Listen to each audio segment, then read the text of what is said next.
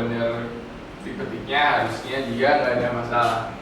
Jadi kalau dia ketiknya sesuai gitu ya, kata pada gajinya